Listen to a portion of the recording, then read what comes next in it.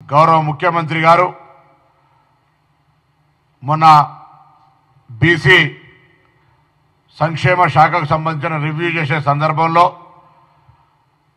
శాఖ తరఫున ఈ ప్రతిపాదన తీసుకొని రాగానే వెంటనే దీని సంబంధిత అధికారులకు ఆదేశించి ఇప్పటికే చట్టపరంగా ఏ విధంగా ఈ యొక్క బిల్లు బీసీ జనగణనకు తీసుకోవాల్సిన అంశాలు ఉన్నాయో అటు న్యాయశాఖ కావచ్చు, ఇటు శాసనసభ సెక్రటరీ ద్వారా కావచ్చు, మా ప్రిన్సిపల్ సెక్రటరీ సంప్రదింపులు ప్రారంభం చేయడం జరిగింది. ఈ శాసనసభ సమావేశాల లోపల బీసీ జనగణనకు సంబంధించి చట్టపరంగా ఎటువంటి ఇబ్బందులు లేకుండా భవిష్యత్ తరాల్లో ఒక నిబద్ధతతోటి రాజకీయ, సామాజిక, ఆర్థిక అన్ని రకాలుగా బీసీ జనాభాకు లాభమయ్యే విధంగా ఈ దేశానికి మార్గదర్శకత ఉండే విధంగా ఈ బీసీ జనగణన తెలంగాణ ప్రభుత్వం చేపట్టబోతుందని చెప్పడానికి బీసీలందరినీ కూడా గర్వంగా రేపొద్దున ఈ అంశానికి సంబంధించిన దాని లోపల కాంగ్రెస్ పార్టీ ఎన్నికల మేనిఫెస్టోకు కట్టుబడి అమలు చేస్తుంది కాబట్టి ఈ కార్యక్రమాన్ని గాంధీ భవన్లో చెప్తా ఉన్నాం. కాంగ్రెస్ పార్టీ బలహీన వర్గాల పార్టీ. కాంగ్రెస్ పార్టీ దేశవ్యాప్తంగా కూడా అధికారంలోకి రాగానే రాహుల్ గాంధీ గారు చెప్పినట్టుగా దేశవ్యాప్తంగా కూడా కుల జనగణన జరుగుతుంది. దానికి ఈరోజు నిదర్శనమే తెలంగాణ రాష్ట్ర ప్రభుత్వం ఈ నిర్ణయం తీసుకోవడం అనే మాట సందర్భంగా మనం చేస్తూ ఉన్నాం. దీని లోపల కూడా పూర్తిగా ఎటువంటి ఇబ్బందులు లేకుండా ఉండడానికి కొరకు రిటైర్డ్ ఐఏఎస్, ఐపీఎస్ బలహీన వర్గాలకు సంబంధించిన వాళ్ళ సలహాలు కానీ,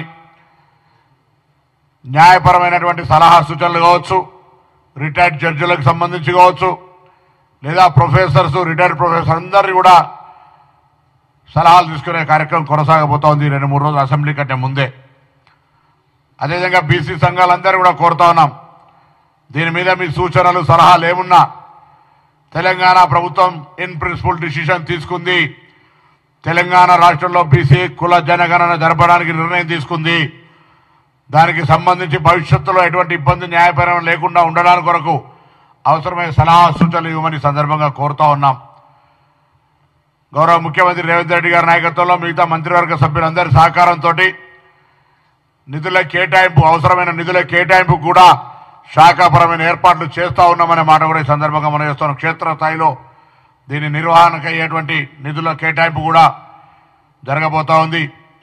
శాస్త్రీయంగా ఎటువంటి ఇబ్బంది లేకుండా ఉండే విధంగా జరపాలనేటువంటి ఆలోచనతో ఈ ప్రభుత్వం ఉంది. కాబట్టి దీనికి అన్ని రకాల హక్కులు, హంగులు ఏర్పాట్లు చేసుకునే దిశ లోపల అందరికీ ఈ అంశం మీద ఎవరెవరికైతే అన్ని రాజకీయ పార్టీలు కూడా రాజకీయపరమైనటువంటి చర్చలు కాకుండా ప్రభుత్వం తీసుకునేటువంటి ఒక గొప్ప నిర్ణయం నిజంగా బలహీన వర్గాల పట్ల చర్చిస్తుంటే, ప్రేమ ఉంటే మిమ్మల్ని కూడా ఆహ్వానిస్తా ఉన్నాం. మీరేమైనా సలహాలు ఇవ్వదలుచుకుంటే దానికి అభ్యంతరం లే.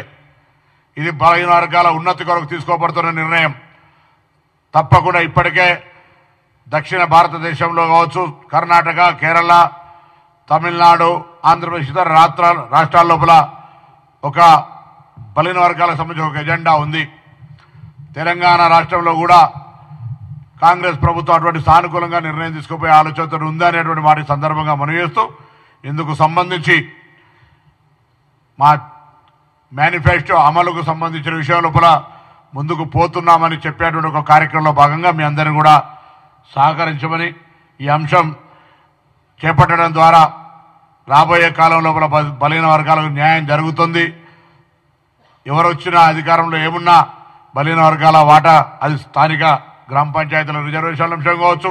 అందుకే ఇంతకుముందు చెప్పినట్టుగా రాజకీయ, ఆర్థిక, విద్య, వ్యాపారం అన్ని రకాలుగా ఈ అంశాన్ని ఉపయోగించుకునే విధంగా ఉంటుంది అనేటువంటి మాట ఈ సందర్భంగా మనం చేస్తా ఉన్నాను.